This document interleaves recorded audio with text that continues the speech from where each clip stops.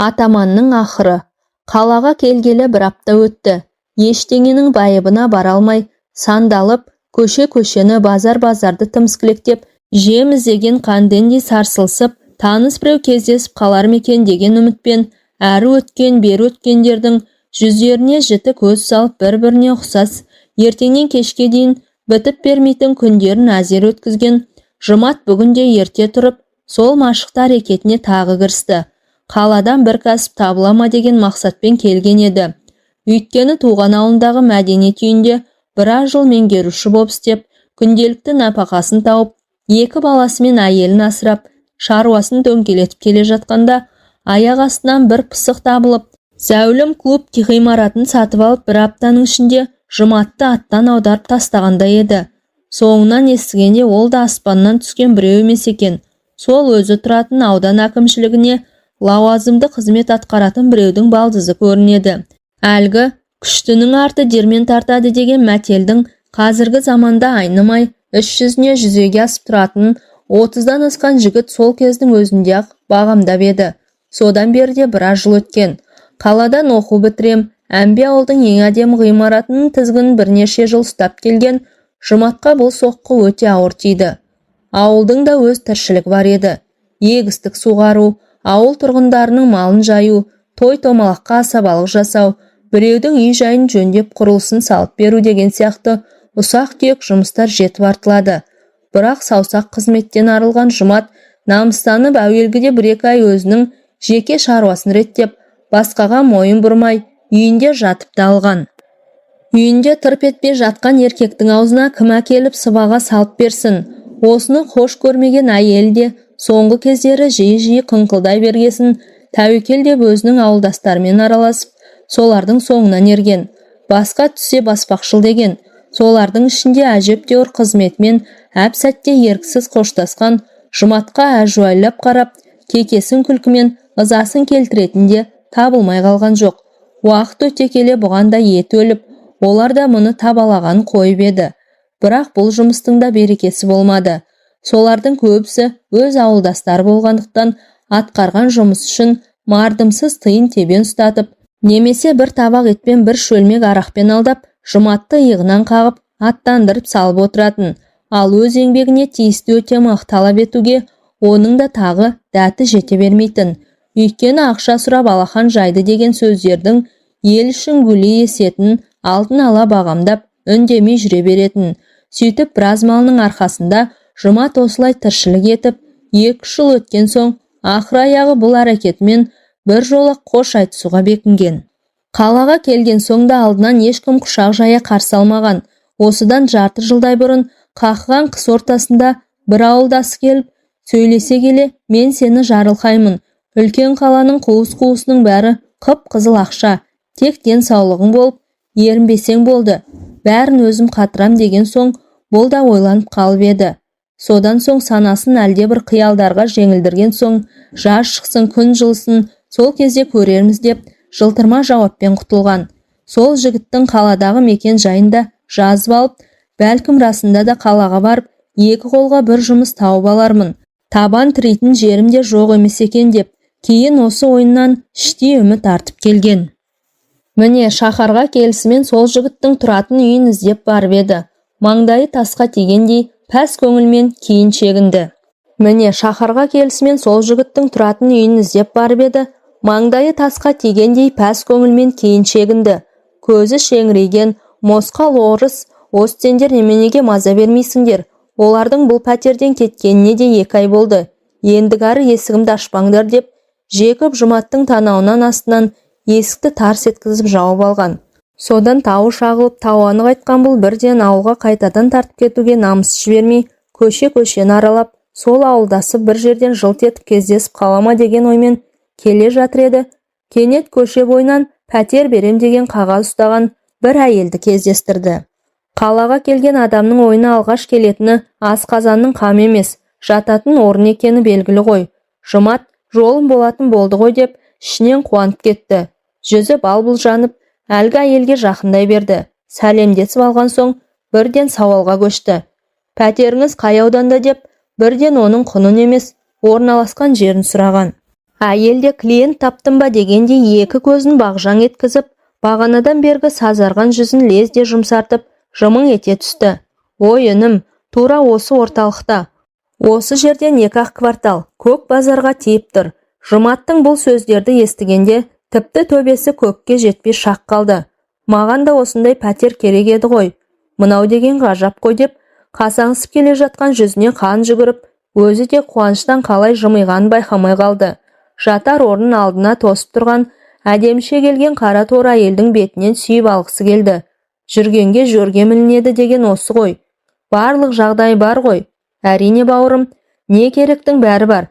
Телевизор, газ, ыстық су, суық су, ванна, ас үй, кереует деп әйел тізбелеп әкетіп бара жатыр еді.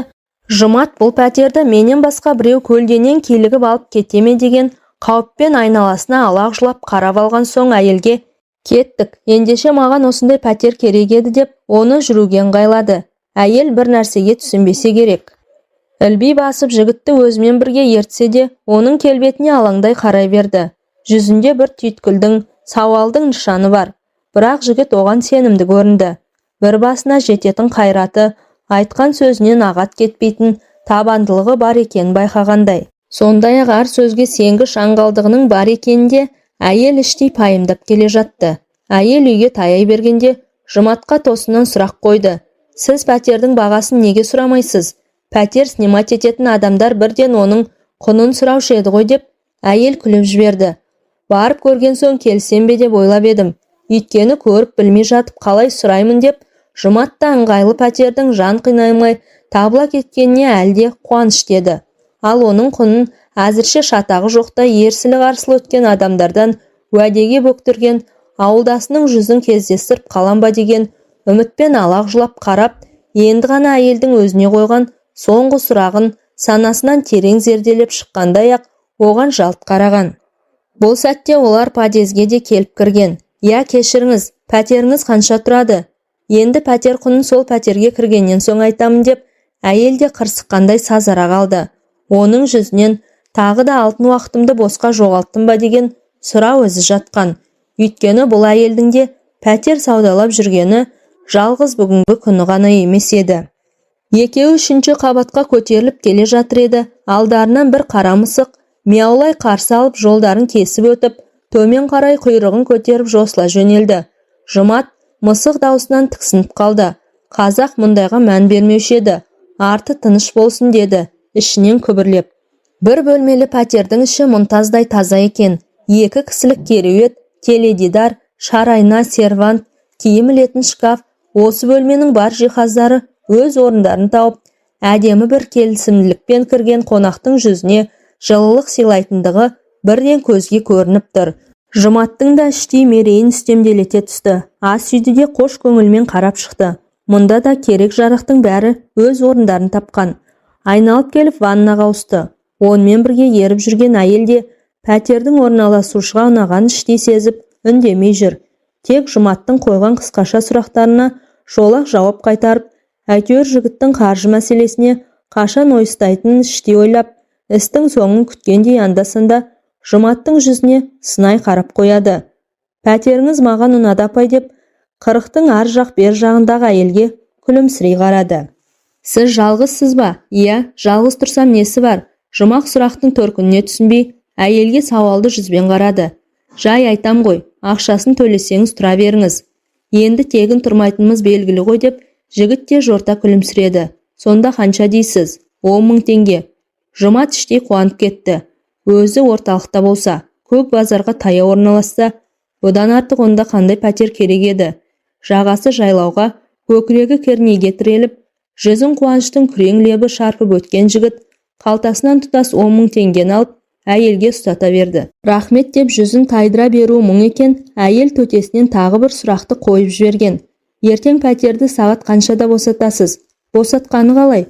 Мен сізге ақша төлеп тұрған жоқпын ба бір айға?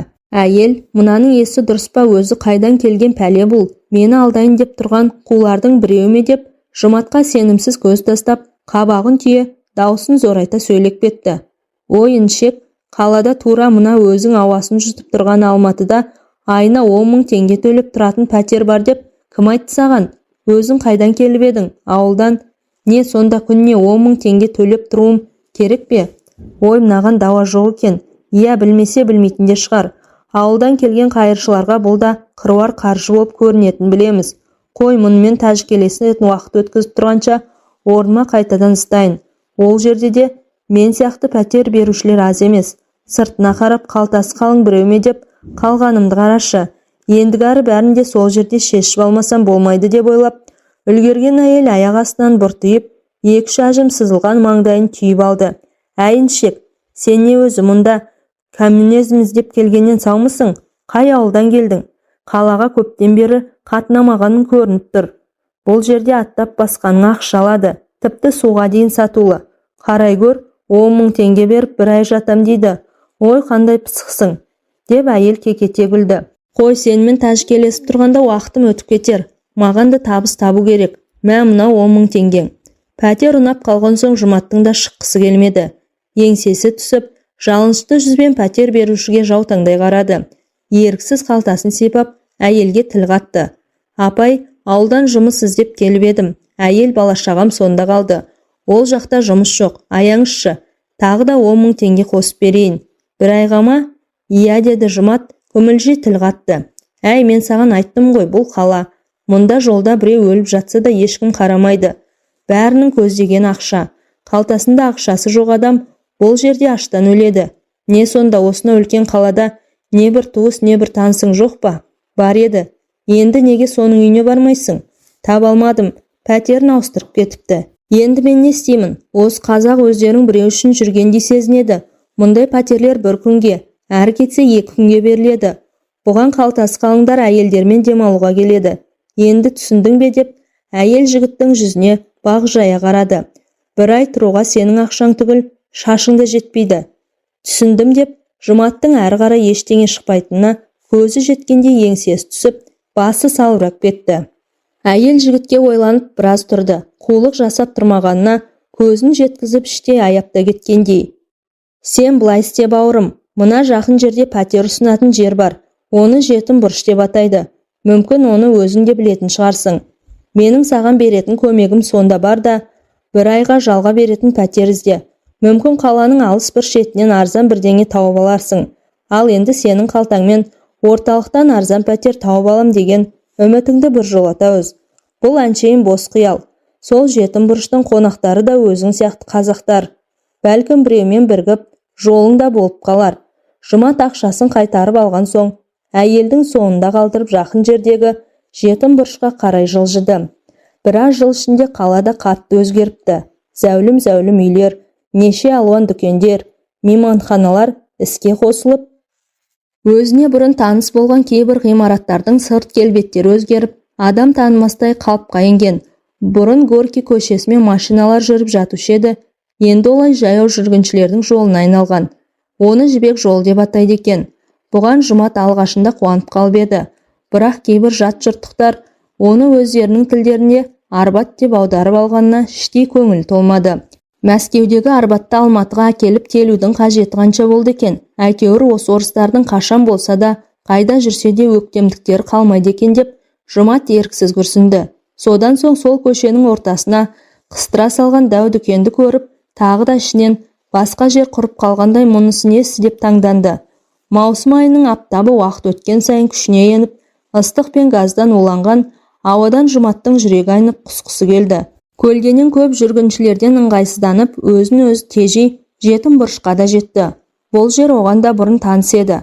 Бірақ ол кезде оның айналасындағы көшелерде машина шоғыры аз, адам нөпірі де кемшін болатын. Жетім бұрыштағы құжынаған халықты көріп, тағы да іштей мүжіліп, бір уақыт тауы шағылып, тауаны қайтқандай болды.